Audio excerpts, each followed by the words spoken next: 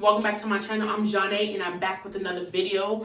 Before we get into this video, make sure you guys check out this video clip right here. Why is it truly important to have these conversations? And also, why do you think we are scared to have these conversations? In my opinion, I will start with why we're scared. I would say, I'm not sure why everyone's scared, but some things I've come across in the field is that some people don't think others are going to understand. They might feel alone. They can't confide in anyone, or trust has been broken because most of us, we're not going to talk to somebody who we feel like we can't trust or who's going to respond negatively. So I would say those are some of the reasons why people are scared, or some people are scared of actually getting the diagnosis. Maybe some of them know it, a specific mental disorder runs in their family and they don't want to have it. So I would say they might not mention it because they're scared of that. And I want to encourage anyone. It's nothing to be scared of. It's nothing to be scared of. You're not alone. You're not the only one. There are people here who want to help you and who can and will help you. Despite your circumstance, as long as you're willing. You guys check out my bro's channel, Life and Poetry. He's doing a discussion series on mental health. Yes, the link is in the description box. I'm gonna try to put the link here. Last time I put it here and it was here. I think it's here on you guys. I don't know. Right here. Okay, I'm gonna link it up here. Make sure you check it out. It's really important. We talked about some really good mental health tips. What is mental health? Why is awareness important? Various things. Please watch it and like his video and even subscribe because he shares a lot of dope content. He's very inspirational and motivational and drops a lot of golden nuggets. So make sure you subscribe to his channel. All right. Today, I'm going to be talking to you guys about hair porosity, density, and hair type, and if they're even important at all. So before we get into this video, make sure you like, comment, subscribe, and hit the notification bell so you can get notified every time I post a new video. But we need you to subscribe and join the Perfectly Flawed community. We're a community of people who embrace who we are today and all of our flaws, but also understand that we are always growing and there's always room for improvement. So we're embracing our flaws while chasing our next. So hit that subscribe button and I'm going to pause it right now so you can do your thing. All right. All right, so now that you did all that, let's get into this video. So first, I want to talk to you guys about natural hair. So it's really important that we understand what hair type, density, and porosity we are. Why it's important, I'll tell you at the end of the video. But let's first start with hair type. So we all know that there are various natural hair types. The most frequently used chart ranges from 1 to 4. Type 1 hair, that's typically straight hair. And then we got 2A. 2A is that loose, very light wave. It's like borderline straight and wavy. We have 2B, which is more wavier, more of that beach wave look. And 2C is when we start to get into a little bit of the curls, okay? Type 2 hair is known as that wavy, curly look. So all three, type A, 2A, 2B, 2C, they're going from wavy to curly. As we go through the hair type chart, curl type chart, we go from straight to coily, okay? Throughout the whole thing, from 1 to 4C, straight to curly, okay? So type 2 is that wavy, curly look. Now, when we get to type 3, A, B, and C, we're looking at the curly, kinky, or some people call it kinky, curly hair. So with the type 3 hair, you'll see more of that curl, see more of that loose, bouncy curl. Big, loose, defined, bouncy curl. When you get to type 3B, you see the curl starts to get a little bit tighter. In type 3C, it gets just a little bit tighter. So also as we go down the chart, the hair, the amount of shrinkage starts to increase. So we all know when people curl your hair can be really long, but when you curl it's a little shorter. It's similar to that.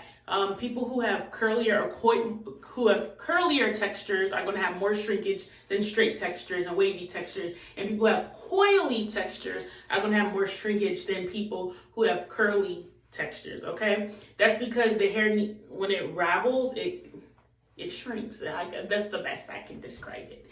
Okay. 3C is when you get a tighter curl. Okay. It starts to transition into more of a coily look than a curl look. Okay. So when you get to type 4, we have the kinky coily. You don't hear that often, but type 4 hair is kinky coily hair because the hair is more like little coils. You guys know how a coil look, or like a slinky, but like a small one with really tight coils. That's how type 4 hair looks. Has that coil. Okay. So type 4A typically has that super prominent defined coily look. Type 4B, it starts to get tighter. The coil starts to get tighter. I'm not going to say it's not defined. It's just harder to notice because it's more compact. In type 4C, which most people say type 4C don't got a curl pattern or a coil or no definition. Not true. It's just that it's more compact. And the more compact and shrunken your hair is, the harder it is to kind of see the definition. So type 4C, they do have coils, really beautiful coils. They're just really, really tiny. They're tiny, tiny coils. And they have the most, lipstick on my teeth? Yo, I had lipstick on my teeth. They have the most shrinkage. They have the most shrinkage.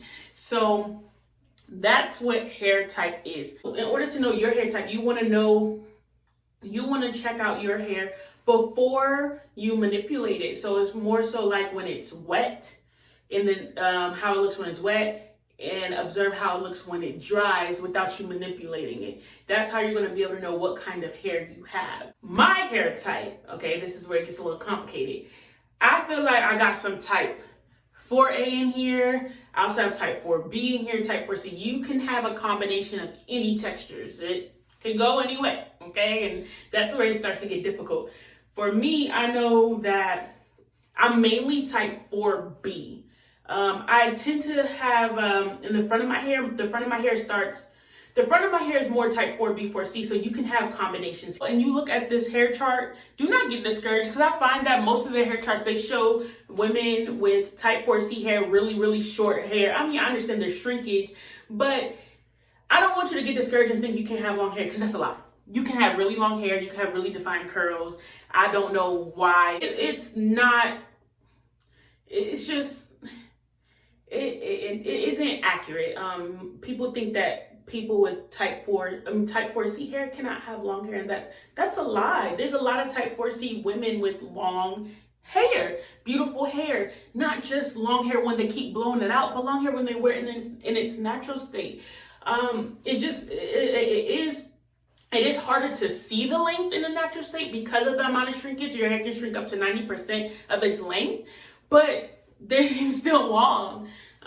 So I don't like some of the charts. Also, type 4 girls, we have to worry about those little fairy knots a lot more than others, because when our hair shrinks up, it's easier to get tangled, and then it causes those single strand knots, or what people call fairy knots. So we got to be careful. A lot of people prefer to stretch their hair, but you also want to keep your curl pattern intact. So just find different methods that works for preventing tangles. I guess moisturizing, deep conditioning, protein treatments, whatever you need to make sure that your hair is moisturized and it doesn't get tangled together. So it's not nappy. Our hair ain't nappy. Don't come for us. Our hair isn't nappy. It's just easier to get tangled because of how much it shrinks. Okay? All right. I don't like that word. I don't like the word nappy. I don't like good hair, bad hair. I don't do that, because my thing is, as long as your hair is healthy, you have good hair. Like, who's to say that, oh, I got this curl pattern, so I have good hair? No. Maybe your hair might be easier to manage, but it doesn't make it good. What makes it good? Personally, I believe in loving us how we are. So whatever you were birthed with, God created you that way for a reason, and God created you in his image, and it's beautiful. So personally, your hair is beautiful no matter what curl pattern you have. So don't let people tell you otherwise. Okay? There's no good hair. Good hair is healthy hair. I said what I said. I have more of the 4B hair. I'd say in the front of my hair is a combination of 4B, 4C.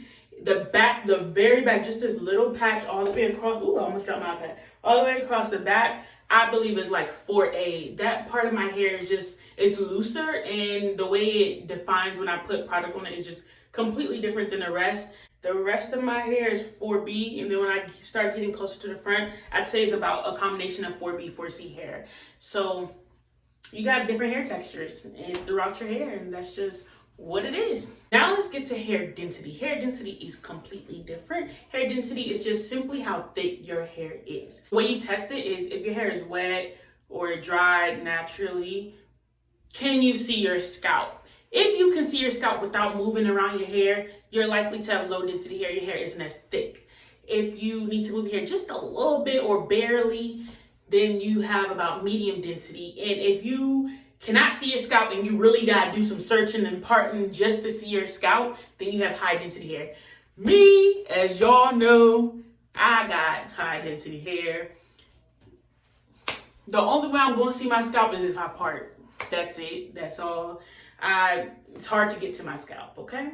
When it's completely wet, it's a little easier to part and I can see it, but you see this tiny, tiny thin line that I parted. That's my scalp. There's no big gap or any, it's barely there. Also, when it dries up, I just don't part it. I mean, you're just not gonna see my scalp, and that's it. It's just, so I have high density hair. I'm just gonna backtrack a little bit. So for hair type, it's important to know your hair type. Here's an unpopular opinion. Hair typing is still important. I know we know our porosity and all that, but hair typing is still important, okay? I don't care, I said what I said, and here's why, okay? let me stop playing. But yeah, hair typing is still important today, all right? Hair typing is important because hair types define differently. So one, like us type 4 girls, it takes thicker products to hold it. Our shrinkage is serious. It shrinks easily. If we want the curls to define, it's going to take a different type of product and maybe even heavier products to define it or to hold it. We might need something with extra hold if we want that definition. When we slick it down, we can't put any old edge control and think it's going to slick. No, we need something that's not as water soluble as everything else. Is it soluble? Is it soluble? Did I say that right? I don't know. But as something else, we need stuff. So, like I have a friend, I believe she's more so in the type 3 hair, like maybe 3AB hair type, and she can put on edge control, slick it, and she's done. And no. Doesn't work for me, okay? I got to use a different type of edge control. The one that works for her just does not hold my hair at all. My hair shrinks up in it, it moves around, all of that. So hair type is important because it tells you what products to use on your hair, or in how to style your hair, okay? And how to wash your hair. Like I said, people with type 4 hair, our hair shrinks faster. Our hair shrinks more. So how we wash our hair and how we do our hair is going to look different. Just like y'all know, I wash my hair in twists, because if I don't, it will shrink up during the wash process and get retangled, and I'm gonna need to detangle again. So I wash and twist. So that is extremely helpful. So yes, hair type is still important. Knowing just your hair type is not good enough though. We have to know our density and porosity too. So back to density. Back to density. All right, so hair density, my hair is thick. So this is important to know, because I know that I need a lot more product than some people with a medium or to low density hair. Because if I get a little bottle of something, it's not going to get each strand isn't going to get coated. I'm going to run out in that one styling session. So it really lets me know how much product I need. I need more product than the average to cover all of my hair. Of course, this is in combination with length too, but for me, some people can just take this big patch of hair, put product on their hair, and just work it through and it's gonna be fine. No. If I really want to make sure everything is good, I'm also gonna need to separate it, and I'm gonna see that the roots in the middle of that patch of hair has not even been touched with anything. So it takes more product for people with higher density hair to coat each strand of hair. Okay, we got a lot more going on here. So it's really important when buying products to know that, and styling, because of how much hair on my head, I can't put in 3 twists on this side and 3 twists on this side and that's going to be good and it is going to be equally defined. No, because I have so much more hair, I got to do more. I got to put more twists to make sure each strand is going to get that desired pattern or style that I want. All my life I've had high density hair. It always takes me really long to get my hair braided. They would fly through this part of my hair, but as soon as they get to the middle, they're like, oh, you got a lot of hair. And I'm like, I told you. They're like, man, I ain't know, I should have. Yeah, you should have listened. You should have listened, because this is a lot of work. So you sign up to do this, know it's going to be a lot of work. But anywho,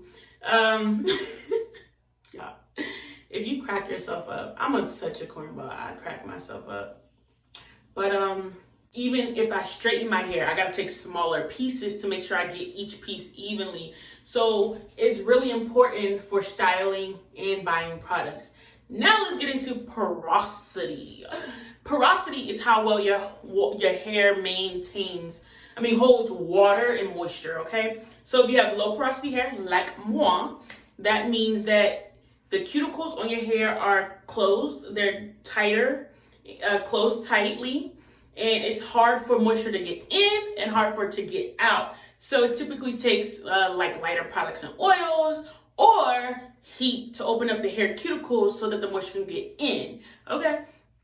So there's some benefits to that, because once it's in, it's good, it's in there as long as you seal it, but you gotta get it in there first, okay? And I struggle a little bit, okay? I struggle. But anyways, there's that. I believe I've had low porosity hair for a while. I'm going to do a porosity test in this video, so we're going to see. People have medium porosity hair. It's just a good balance. It's not hard, but it's not exactly easy to get it moisturized. And the same, it doesn't leave fast either, holds it, but it doesn't hold it as long as low porosity hair.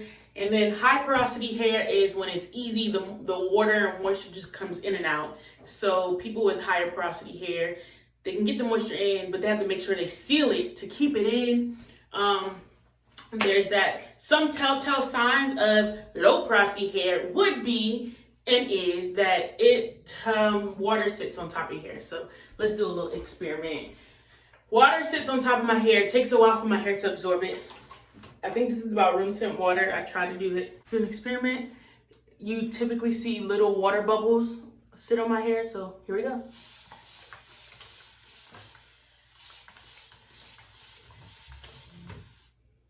So look at that. You literally see the water on my head. It's just sitting there. Like, you see these little particles? That's water just sitting on top of my head. So that's a telltale. I know I have products on my hair, but I didn't put any on today. I don't think I did yesterday. But this is how it is normally. So it doesn't really matter. My hair's a little bit dry, so I hope it drinks it. But this is that. Hey, let's do some more over here. What's this? Just see, it just sits there. Oh, I sprayed my face. Just, the water just sits there. That's a telltale low porosity sign. Water will just sit on top of your head, and that's room temp. So we typically use warm to hot water. It still takes a little moment for it to absorb, but yeah, now it's getting wet. It's wet and it's like absorbing now. It takes a little while to absorb, but it gets in there when it's warm, hot. It gets in there faster because warm water opens it up. Anything warm really opens it up. Another telltale sign that you're low porosity is that it takes a while for your hair to dry. Now that could be a combination of high density hair too, but and I have high density and low porosity hair, so it can take days to dry sometimes. So that could be another sign. But the test would be to take a strand of your hair. I don't really have any hair strands right now. I just kept go like this, and then just, it's shed. So here's a little, y'all can't see it. It's a little strand in my hair, okay? To disturb it too much, I don't want it to move, but you put the hair strand, I think this is a vase, y'all. Put the hair strand in the water. Go all the way in. Sit it down. You don't really want to move the water. I've done this before and moved the water a lot, and the water was going like this, so it was like pushing the hair. But you just sit it in there, not even all the way in. I had to get it off the side of the glass. But you put it in there, you wait about 3 minutes. 3-minute timer coming up. Wait for that amount of time and see if the hair sinks, floats, or is just floating in the middle. Floats on top or floats in the middle.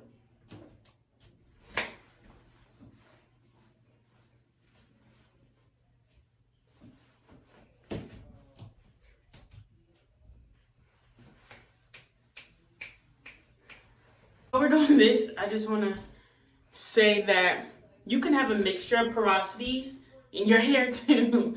So natural is very, very complex, more complex than we typically speak of. Okay,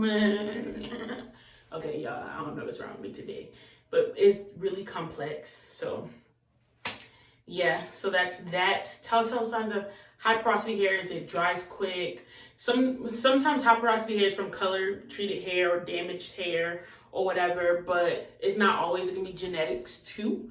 On top of that, I want to say that low porosity hair can be protein sensitive. So if coconut oil doesn't work, makes your hair brittle, that's a sign you're protein sensitive, and you're probably low porosity as well. You still should, I personally think we should still do protein treatments, just not as often.